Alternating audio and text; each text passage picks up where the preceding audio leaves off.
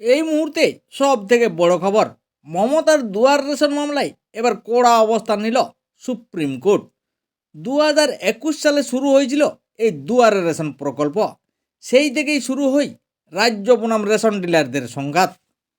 এরপর হাইকোর্টের দ্বারস্থ হয় রেশন ডিলারদের একাংশ। 2022 সালে কলকাতা হাইকোর্টের বিচারপতি অনিরুদ্ধ রায় এবং বিচারপতি চিত্তরঞ্জন দাসের ডিভিশন বেঞ্চ রাজ্যের দুয়ারে রেশন প্রকল্পকে অবৈধ বলে ঘোষণা করে।